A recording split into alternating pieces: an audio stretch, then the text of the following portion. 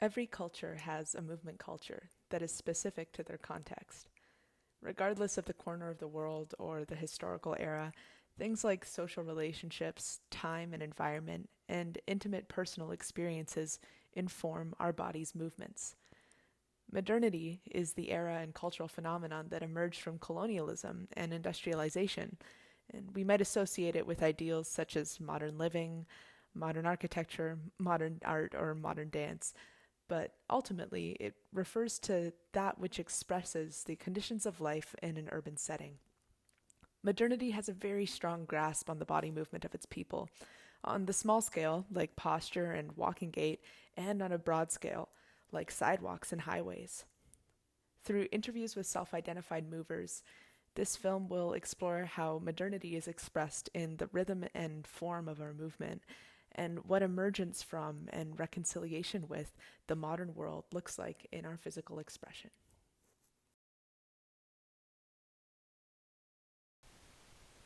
I think that we are a bunch of, young kids in adult bodies still trying to digest difficult situations. We're just trying to do that over and over and over again, and it kind of looks a little bit different, but we're still trying to digest that thing that happened, 30, 50 years ago. I was 5 years old, and I was standing on the street corner of my house in the Bronx, and there was a candy store on the corner, a little deli. And this kid Frankie, I was 5, he was about 9, and he'd always beat me up. And then this one of my friends, I think my mom was in the store, but it was safe back then. So kids, even little kids, were allowed to be outside because we knew our parents were right there in the store. So one of my friends said, because he knew Frankie picked on me, he said, "I bet you he could beat you in a race." And Frankie was like, "Yeah, right." And then they went, "Okay, race." And I toasted him at 5. I was like a speed demon. And from that moment on, he liked me and protected me. And from that moment on, I became like the fastest kid in the neighborhood. So I would just be running all over the neighborhood. And it's funny now because as a breathing instructor, 31 years into my fitness career, I remember those days of running my ass off all day long in the Bronx and coming home and wheezing and having really bad chest pains, like not being able to take in a full breath. And now I know it's because I was running with my mouth open the whole time. So even at a very young age, I was already taxing my body without knowing it.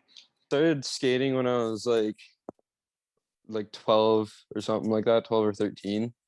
Mm-hmm. And kind of like I guess when your body's younger, it's like it can take impact a lot better and like it heals a lot faster. So like I don't know, I wasn't actually when I was younger, like I wasn't really actually focused on like my body because I was just having so much fun at the time. I don't know, I loved it so much then I was like doing it every single day. And then I think it was when I was like I really started to feel sore like when I was like 19 or something. Or that was around when I injured my back too. And that was just from like constant impact over all the years because when I was a kid I liked to jump off like staircases and like a lot of like big stuff. I've always been a physical person. Like, I didn't play a lot of sports. I didn't play a lot of sports because I actually, although I think I am a competitive person by nature, I actually don't like competition. It makes me very uncomfortable. And I don't actually like, I don't like that competitive spirit in myself, and I don't like it too much in other people. And so when I got into yoga, it was like all about not being competitive with yourself or with other people. So that really spoke to me. So I was a physically active kid, but I was never put in dance classes. So I always wanted to dance. My mom said, "You'll be too tall to be a dancer, like forget about it." But I think it was partly that we didn't have the money for it, but also I got a lot of shh and shh, everybody trying to calm me down and make me quieter. And So as opposed to like getting me to perform and getting me, oh, Diana, do a little dance for us, or Diana, won't you do something? So I didn't get that kind of encouragement. It was like, Diana, would you just get grounded, please? Or, you know, like my brother was a really quiet Lego playing nerd, and that was the preferred dynamic. So I'm just saying that to say, I think I had this energy and passion to express myself that hadn't truly been fostered in a way. But at the same time, my mom was an actress. My mom was very artistic, so there was this like creative artistic encouragement, but I was just physical. So I was encouraged to sit and draw quietly, but I actually wanted to dance. Because as a child, physical education taught me that what it really taught me, you know, not what the teachers were trying to teach, but what it really taught me was there's something wrong with your body. You're not doing anything good enough. You're not meant for sports. You're if you don't know how to do it, like within the confines of the way I teach it, then you're not meant for it. And then spontaneity and creativity's not for this. In thinking from my own experience as a very heady cerebral child, I couldn't do dance because I was not perfect and I could not get it. I could not do Olympic sports because I didn't want to pick one thing and be really good at it. I could not do this, I could not do that, all these different cannots, because there wasn't this flexibility. Play was not, like, we only had 30 minutes of recess or whatever at school. Play was deprioritized. The insidious, evil, demonic programming of this industrialized school model that, you know, bless their hearts, the educators did forgive them for what they do not know, right? But the insidious lesson is movement is dangerous. It's weird, it's awkward, it's not necessary.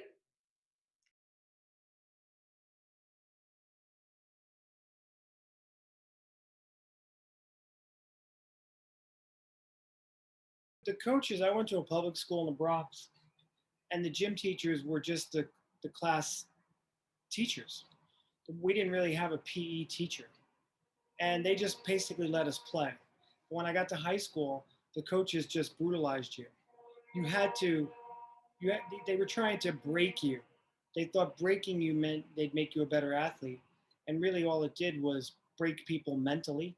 So when it came time for them to perform, the the very few could perform, and then most of them couldn't take the pressure because they were too riddled with anxiety. And coaches, they don't understand that because they're running on old paradigms of the harder you train, the better you become. And I don't think that's true anymore. And I just basically learned that in the last 3 years through the breath. I used to play sports when I was a kid. Um, I played lacrosse and hockey, and that's what my dad really wanted me to do, and my mom too, and my brother. And then um, I just kind of got over it because just kind of like the coach I had was just like he wasn't really nice, and like yeah, he was just like mean to all like the little kids when we like didn't win a game or anything like that. So I was like, yeah, like fuck this. When you go to the skate park, it's very like it depends like where you go, but it's usually like out, like if you're local, like everything is like up in the air, like people will be teaching you and you'll be learning just from watching people. The service in the military was trying to satisfy my need for community and protection and being noble and stuff. But and then my trauma within it like made me sensitive to like authority figures being betraying their position. Just finding mentors and coaches who are like, you are the healer. I'm showing you something that I think is that I got trained in, I got certified in, I'm trying to make a living off of. And, you know, it's like, but this is just one piece of a giant puzzle. The way that yoga teacher trainings or the way that yoga is taught generally is very different from its original kind of like learning, teaching, exchange. So, the yoga classes nowadays are very, I would say, kind of English based model, where there's like one expert at the front of the room, and then you have a bunch of students who are not experts, right? And you have all the information and they have nothing. And I think the beautiful thing about the way it was taught is that the teacher, the guru, if you will, he would teach one-on-one or teach to a small group of people. But the practices that would be given would be very individual, depending on the person's nature. So because it's not a one size fits all, that I might get something completely different than you. I probably would get something completely different from you, depending on, what my experience was, what my understanding of it was, what my natural born, kind of nature was. Usually what inhibits the practice in a physical way is the mind. So usually I'll say, okay, we're going to move into, let's just say, shoulder stand. And I will see people like tense up. And then I'll say, so we're going to do a number, there's a lot of different variations. There's so many ways that we can approach it. And I'll show a bunch of different options for that kind of an inversion. And you can see people go, oh. So people relax, So I think that even hearing like a word of an asana or a shape a pose that we're going to move into is registered in the mind first of what they think they can do. Or if I've seen a picture, say in Yoga Journal, of what a shoulder stand looks like, and the person who's doing it is skinny, is white, is like perfectly aligned, and that's the image that I have in my mind, I'm going to weigh myself against that. Does that make sense? And then when they hear me say it, they're like, I can't do that.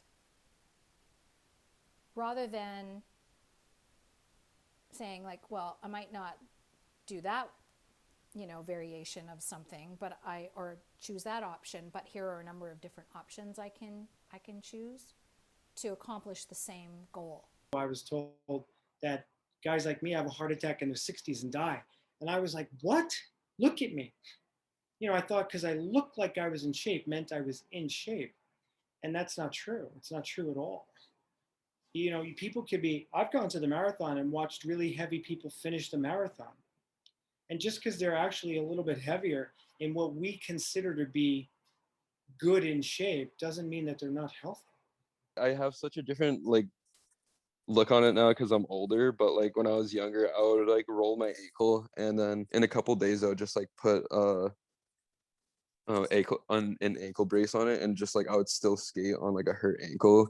But now if I fall bad, I'm like, all right, I'm gonna like not skate for a couple months, like, because I take a lot of really bad slams like over the years, and now it's just like I just take a big break and let my body heal itself, and I like when it's healed enough, like I like have the discipline to like do yoga and stuff.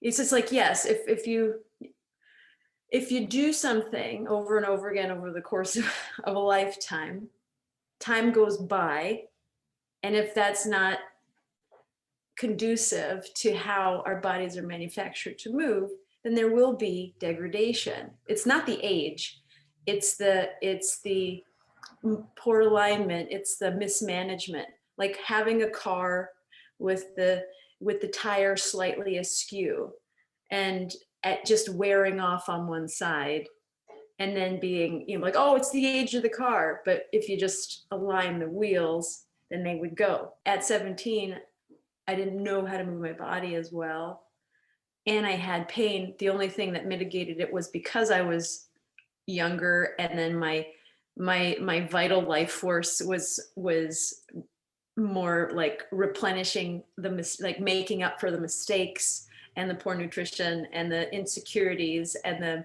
all these different things. This is an interesting thing for me. So practicing as a younger woman, and now I'm like, 26 years older, my body's changed and my practice has changed. And some of the things I did 26 years ago, I'm not doing today because my body is just different. Even though I still feel physically fit, I no longer have the desire to do it, and also my body doesn't want to do it.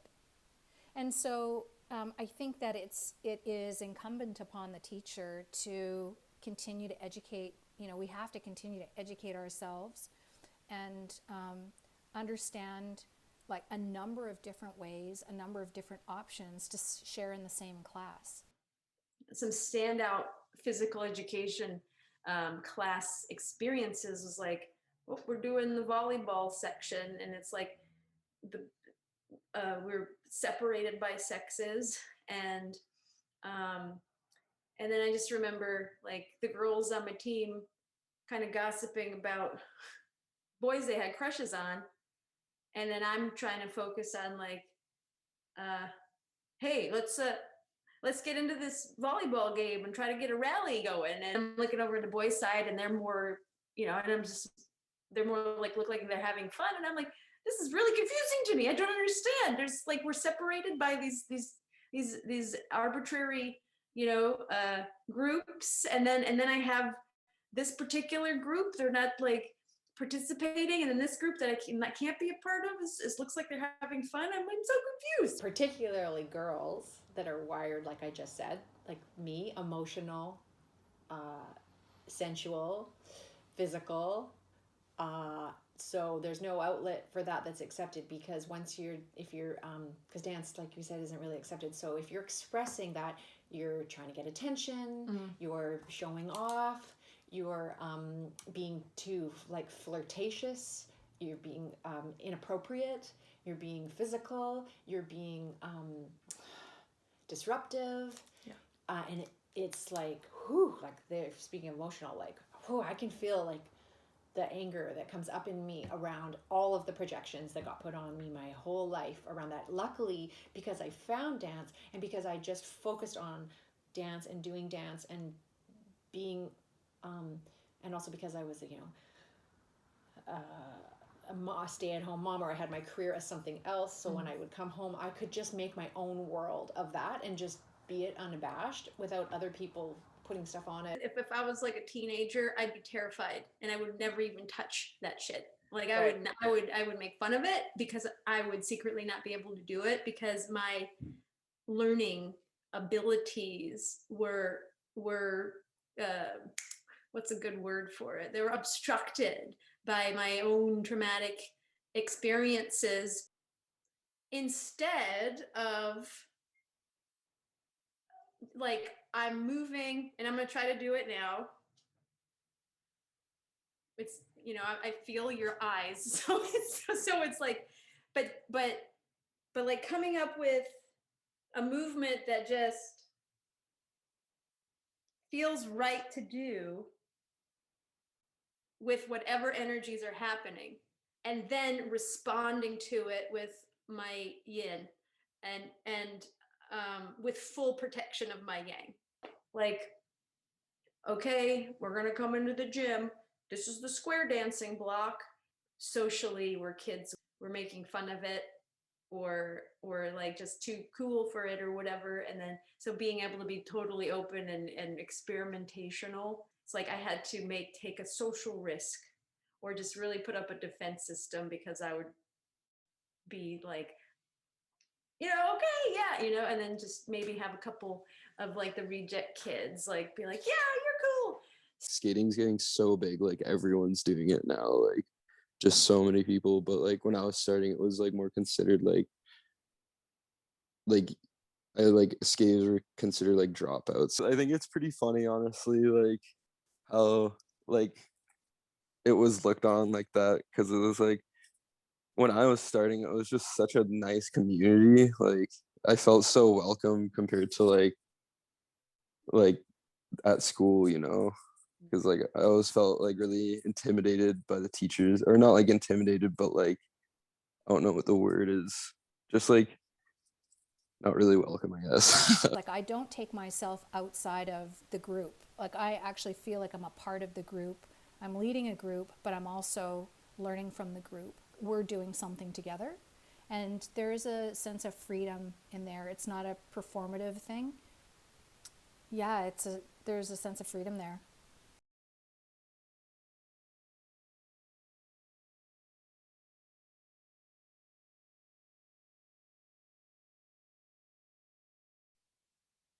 what movement culture is trying to do is to introduce movements that would a person who lives in nature would take for granted, because cities are flat surfaces, flat walls, flat ground, hard. So something as simple as pitching the feet around a log, we have different salespeople selling different items. And we have textured, textured surfaces to sell. So movement culture, movement products around movement culture are an adaptation to the lack of nature, and then doing what cities do, and that's compartmentalizing, siloing, packaging, and selling. To achieve a high level as a human, I get my own box. I work in another box doing something I don't quite connect to or understand, so I can pay for my own box. Oh my gosh, what a view. Beautiful. Yeah, that's the Statue of Liberty. Yeah, I think New York is an incredible place to visit. I'm done living here. Every time I go somewhere else, people actually will look at you on the street and make pleasantries.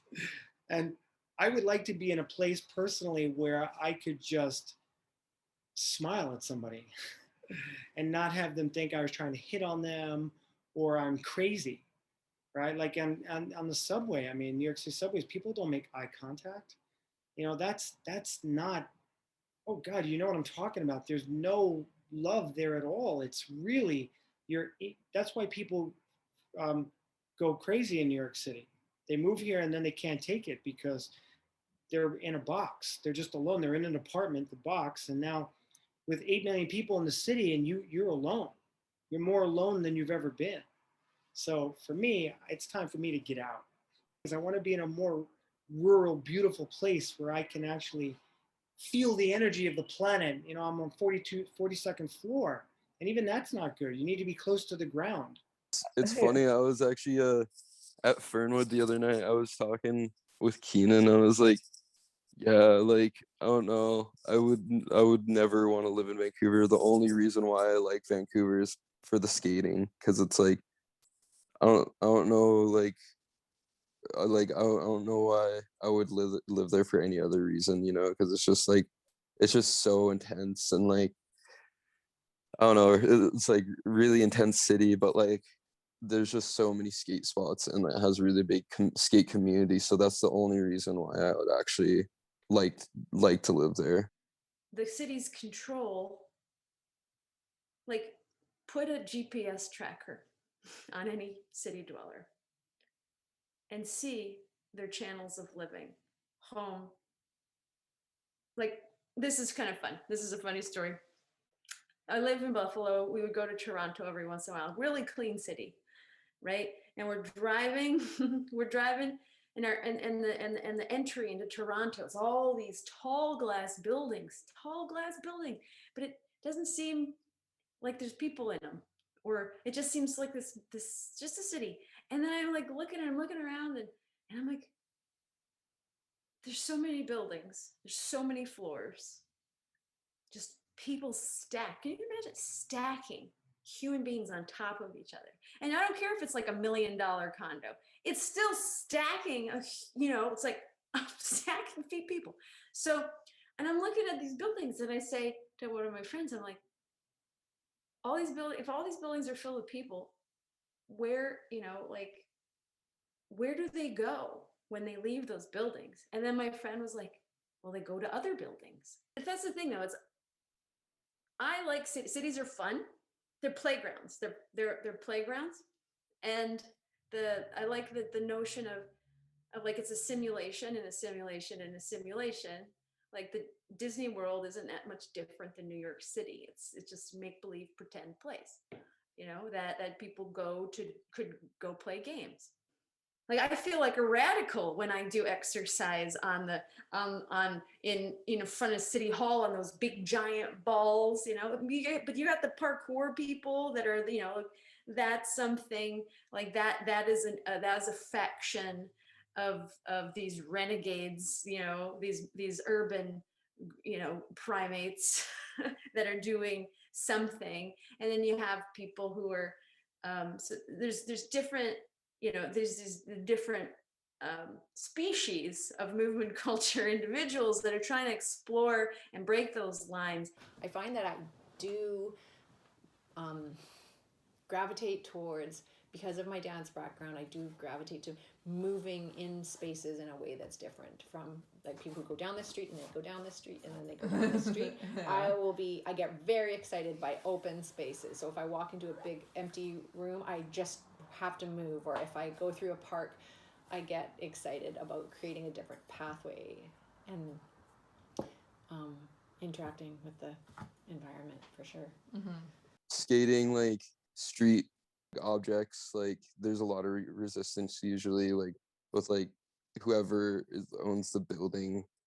I don't know. It's funny though because it's like that's not gonna change anything, because like it's a part of being like a skater is like seeing something sick and be like, oh yo, like we should come back and like maybe film something on that. And then like it's just because it's like as a skater you see the world so different. Like you just like look at everything and you're like, whoa, that's so skatable. Like it's yeah. The most free actually when I'm skating is when I'm going down a hill really fast.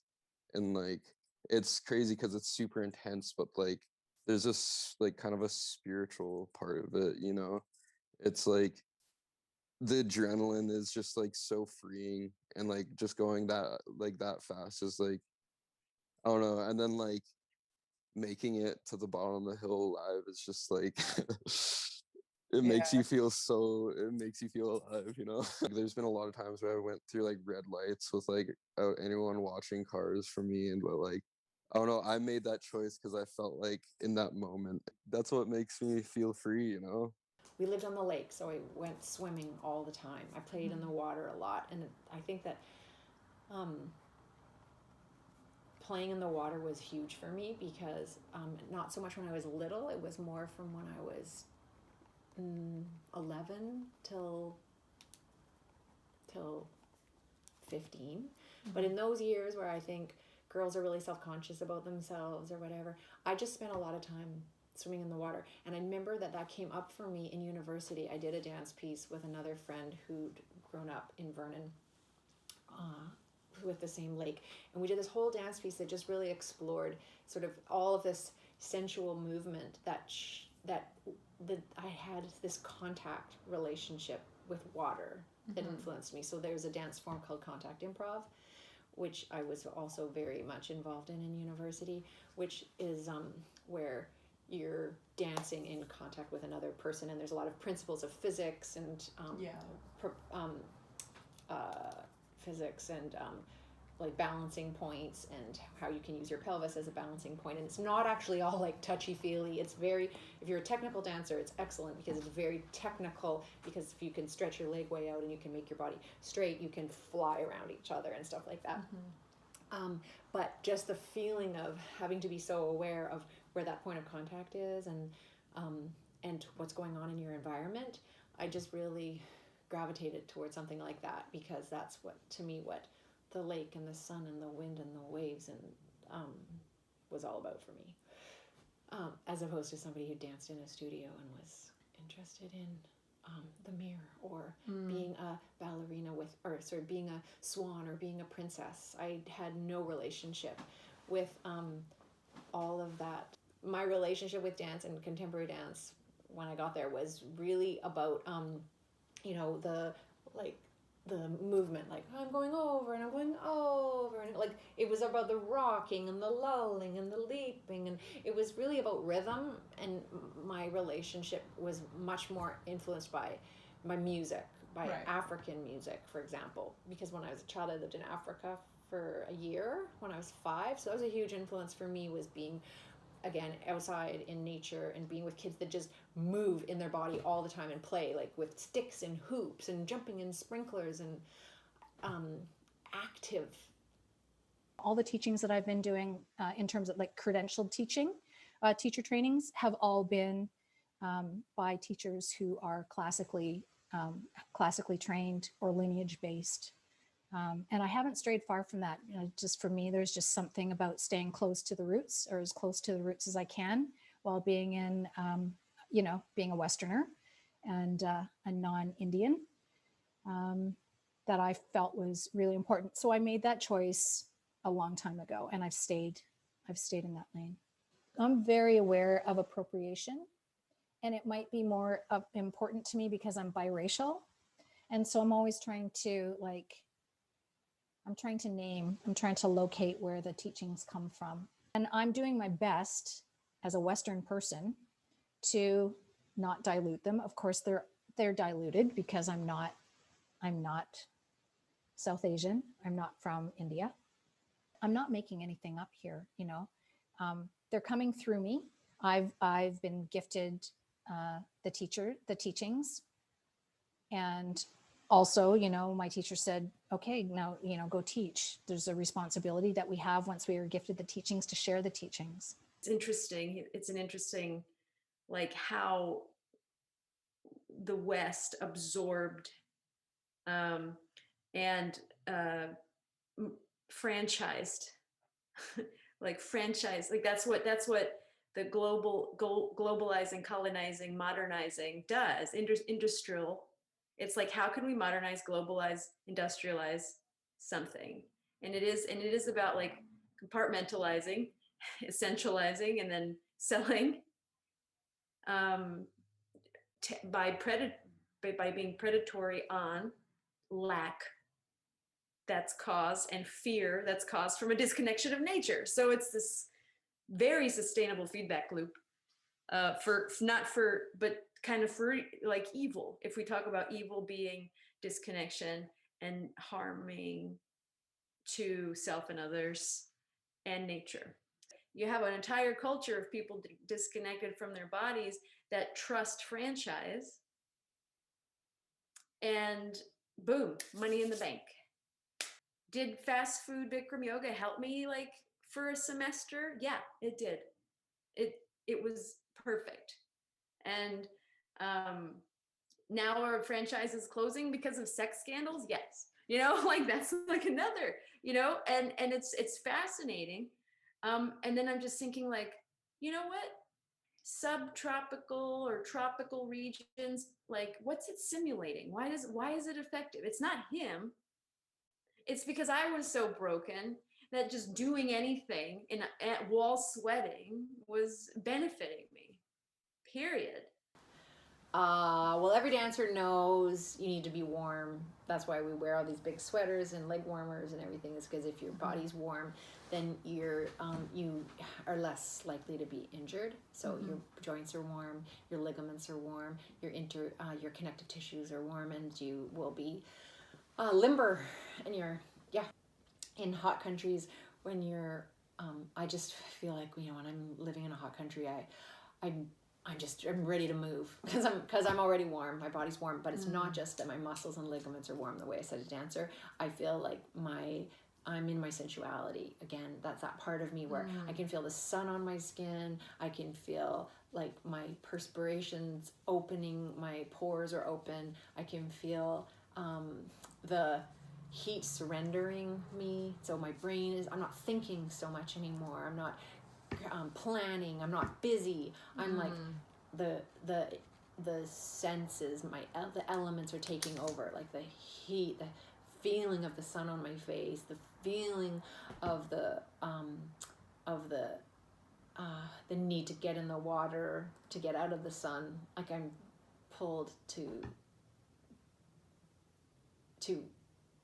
be a physical creature, to be a body.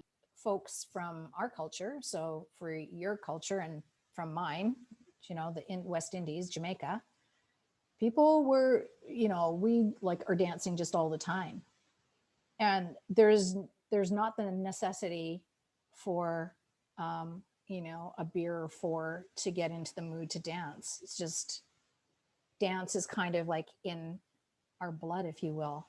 From like a Christian perspective, you know, the body is dirty, you know, and don't move your body. It's a sin, actually. So, of course, people need to be gunned before they dance because they can't let go because the body is a sin.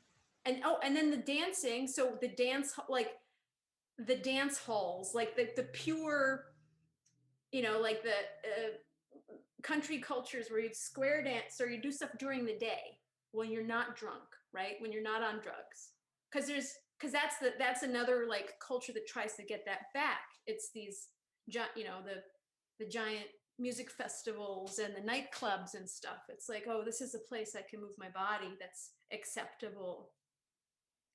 So there's different reactions to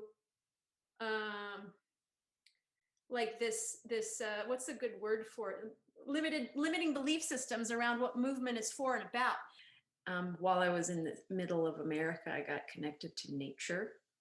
Like I was in South Dakota, I got connected to nature and I got connected to Lakota people.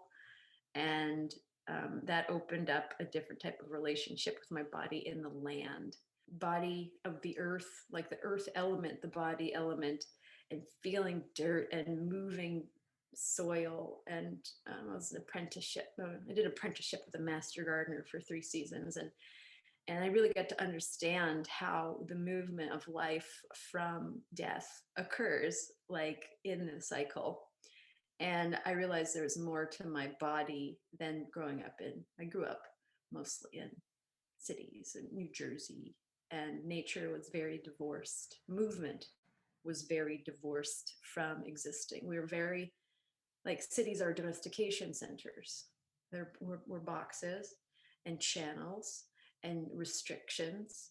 But here, I mean, going from East Coast city living to big sky country, that type of, like the first night I was there, I heard the wind howling and I felt the space and I was like, I am small, I am tiny. They call Peru a third world country. And I was in this pretty rural area with Luke, and I was like, America is a third world country. This, my 42 floor story apartment in a beautiful building, is a third world country. I'm trapped. I'm trapped in this box, my studio. I don't have freedom. These people had freedom and they were happy. And all the food that they eat were coming right out of their gardens because the soil in the Sacred Valley is the best soil in the world.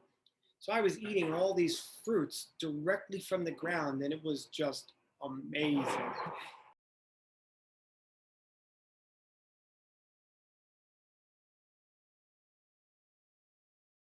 I call the physical practice of yoga the gateway drug, because I think that's where most people in the West enter the practice of yoga. Some people stay there, they choose to come there because that practice, that part of the practice, it works for them, And then when the rubber hits the road, when they really start getting into practice and they have to start sort of like turning the mirror in on themselves, that's when it really gets tough. And that's usually when people bolt. The physical practice is one part of a huge system. I think as facilitators of yoga, though, we have a responsibility to share a fuller context of the teachings. It's like I don't drink alcohol anymore. When I first started teaching and practicing, I did drink alcohol, and and I don't have any judgments about that at all, but they can be conflictual, they're something that takes you outside of you. It's something that takes you outside of yourself. Either I've made a conscious choice to say, I'm not doing that, or they've naturally fallen away because I don't live my life in that way anymore. So, yeah. There has been friction. That's the moral of that story. Yeah. I've had a lot to overcome physically from all my wrestling injuries and lifting a lot of weights. So it's really taught me about openness and the stress that we hold on to. So being able to move just creates this joy in me that I need to have even when I'm 90. Again, I've always been athletic, so it's always driven me to be in good shape, but it was always a physical thing. And now it's wanting to be in good shape spiritually. And if I'm in good shape spiritually, then the rest will flow from the top of my crown chakra and emanate through my heart. when I was in university, I had these unusual injuries, not like injuries from strain because my body hadn't been broken down like other people's were. I was actually really, really strong because I didn't have knee or hip problems from doing too much turnout when I was young and stuff. But I would always get like smacked in the face, or I would always get knocked over, whatever, because people underestimated how far my reach was or how tall I was. But also, I, as a psycho sort of thing, I sort of figured it out that on some level I didn't feel like I deserved to be there, or that I belonged, or that I could occupy this space. Like, as much as I wanted it so bad, I was having an inner conflict in a lot of ways, and that's another layer of meaning that I attached to it. I can say that, but I really noticed that, and then I had a car accident that ended my career right out of the gate of being graduated, and I look back and I think I did it and I wanted to do it, but some part of me didn't think I was really allowed to do it. I was doing 5 a.m. classes, CrossFit 5 times a week, killing my body. Nutrition was shit, breathing was shit, but I was, like I was in broken shape, but I was not paying attention to my inner child. Everything that I was doing to help these kids is what I needed. Yes, I'm a qualified mental health associate in the state of Oregon, and yes, I can write clinical notes and da da da da da. I've got a master's degree. Wow, right? But here I'm coming home and I'm not protecting my inner children from a relationship that doesn't work. I worked for 30 years, 27 years for the Ministry of Children and Families. And when I was 40, I became interested in a yoga practice.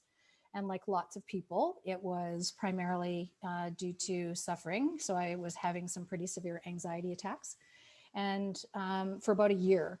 And so I heard that yoga could help with calming the mind, regulating the nervous system. And so I got involved with it. One of the teachers, a classical teacher that I practice with when I go to the Bahamas sometimes, is one really amazing teacher. He was so gruff, and he was just like, rawr. He was like really fierce. And he said, look, I'm not here to provide you with a nice, beautiful class. I'm here to help you move energy. And that's it. And I'm like, oh, that stuck with me. It stuck with me for many years, that this practice is about helping us move blocked energy, or, knots or whatever, to help us like live a more free, connected life. With ourselves and with each other, and with our with nature. Like when I'm really stressed or like sad or anything, like skate, like even like I don't even have to be doing tricks, like just riding on the board can just feel so nice and like freeing. The emotional response to life and the emotion moving through me is, connected to my heart and is embodied. That's like it's all interconnected. And so to dance, because music is emotional and music is fluid emotion expression, I like to synchronize with that, and I like to feel it, and I like to allow my body to express that through me, and then I'm calmer, I'm happier, I'm integrated. So it's a part of what helps me be, really balanced and happy. Like if I was too in my head, that 1 year at college where I was taking 5 courses and I was biking everywhere. So I was being physical, very athletic. In fact, my partner was a courier. We biked everywhere, but I wasn't dancing. Yeah. I was in my head and I was having headaches, and I was, my mom's like, you're not yourself. But then when I am dancing, I'm me. Like it's for me, it has to be the emotion and the movement together, and the you made me realize from what you said, the contact is about being in conversation. Yeah. As opposed to just having my own movement, which is okay too, but it's enhanced when I have a conversation with the music or the environment or another person. Anything physical is just an opening to the emotional and mental. Like I think that's like movement without, or like the physicality stuff is to open the possibility of change. And that's where, you know, our breath practices catalyze that healing. Movement for me used to be a release of energy, which I didn't realize. And now it's still a release of energy, but it's done on a more conscious level where I'm not trying to hurt myself with it, where I tried to hurt myself with movement. I have this effervescence in my life where I am so happy that I'm not where I was 10 years ago. And it's like I broke out of jail. I climbed that 20-foot fence with the barbed wire and I got over it without being cut. I got away from the dogs and now I can't even see the jail. Now I'm in a forest and there's all these fruit trees around me and the world is beautiful. And I can be disciplined. I do my workouts, I do my breath work, even when I don't want to do my breath work, because it's always hard. You always know that it's going to be tough. But then I come right back to being Brian, and he wants to be a 7-year-old. And I took the skills trainer job. And I was like hitting my mid 30s. And that's when I started really kind of understanding the mind, the mental, the psychological elements of being human. What going into my clients' homes, schools, the community to help them where adults would identify them as misbehaving, which is a word that we didn't like using because it blames the children, but really it's like children who have challenging behaviors that adults don't know how to respond to safely. That was probably the hardest emotional, mental, and physical job I've ever had. Even being like, the military was peanuts and games, toys, and fun compared to that. And because in this skills training job, where I would see the source of where humans begin to lose touch with themselves, and then and it was because I went into the homes and I went into the schools, like I was the only adult in these kids' lives that crossed these boundaries with them. So I would do a morning routine with the kid, take the bus with them, where they would usually punch the back of the driver's head or something, and then go into the school and then sit in the classroom with them just to see that entire process. And no other, because the adults just, the parent has an expectation, pass it off to the bus driver has an expectation, pass it off to the teacher. And then that is so unnatural for a developing mind. And we don't recognize that. And if a kid doesn't have certain skill sets, because there's somewhere in that process, there's an adult that's scaring them or an expectation they can't meet. What is stopping me from spending an hour just exploring my shoulders in some kind of way? And things are mentally stopping me. It's like, oh no, you need to have XYZ.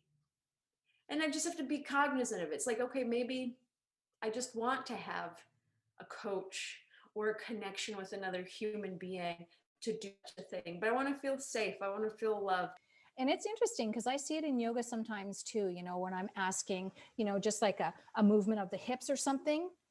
And people either don't know where their hips are, or, you know, I ask, like, put your hands on your hips, and they're like up on their waist, or, you know, and so it's like, sometimes people, like, they don't know their body. They haven't befriended it. So I'm just interested in people making friends with themselves, just not hating themselves, you know. There's a piece of unworthiness in there. They're pretty hard on themselves. So I don't think hate is too strong a word for people's relationship with themselves often.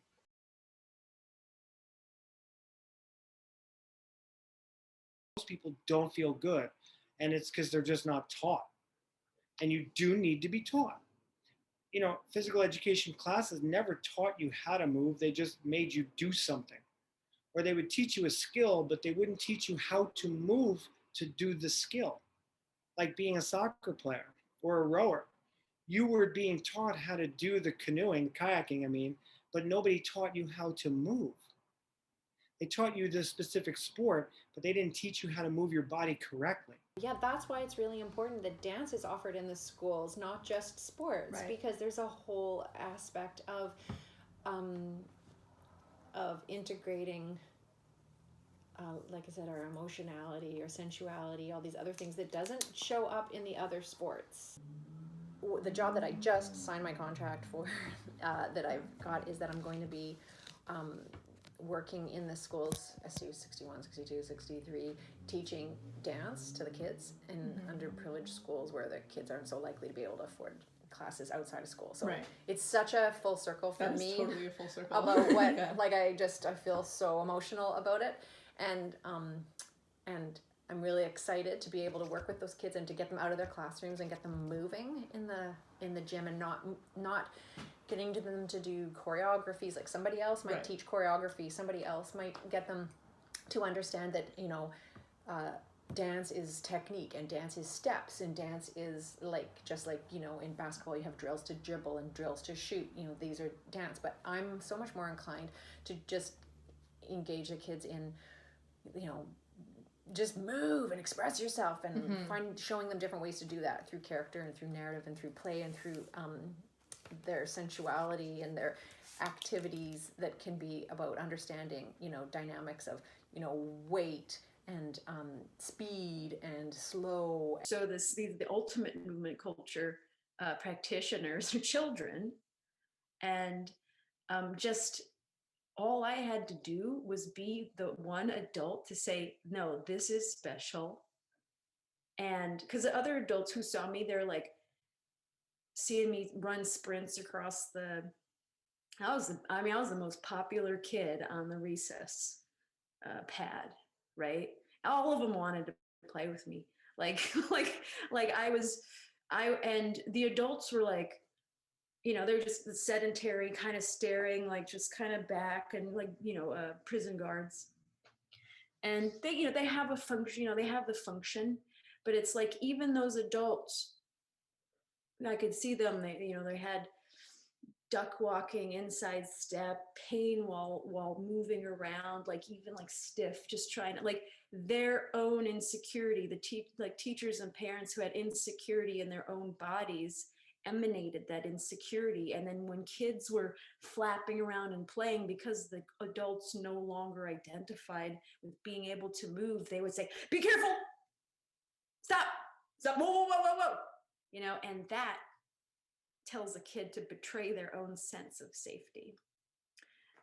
So here I'm able to have the confidence of, like, okay, the kid's climbing the monkey bars, and I have the ability to, like, keep my eye on that kid, make sure that kid's doing something else, and I feel like that kid starts falling, or if I sense that they're off balance or something, because I understand what balance is, then I can be like, freeze, or on occasion, catch.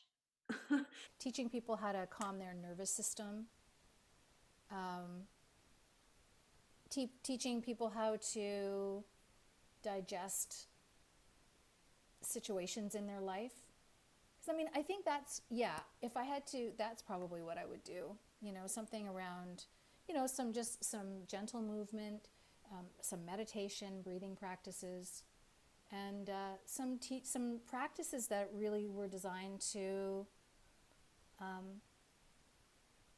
help us sort of create space between a feeling that I have in my body and like an uncomfortable feeling I have in my body, and then needing to act that out on someone. Now I realize that if you command your breath and you get to be a really great breather, you become a better mover and a better physical achiever without having to work as hard. Most people don't want to work out. They actually would rather do very little and be able to relax. And you can actually achieve really good physiological results in your body just through breathing. Where discovering our unique talents. Each person has a unique, we're born with a very, like, there's no other Paloma in the universe. There's no other Alice on the universe. We have certain set of traits that it's our responsibility and journey to discover. And we do this discovery by testing, like trying out different ways of moving.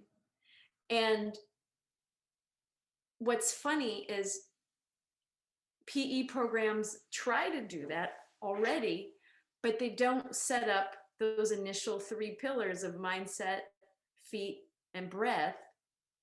Because if the kid feels balanced and harmonized with their body and mind, then feeling comfortable trying the square dancing, or feeling comfortable and confident learning how to do the volleyball game, or feeling okay socially, like the social skills, because that's like another thing, is this the social aspect of play.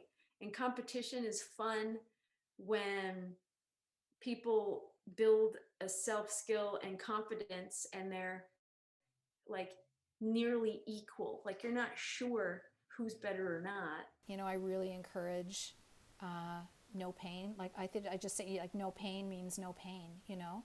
And I also remind people that we're very skilled at suffering. Like, it's almost second nature for us. And that we should,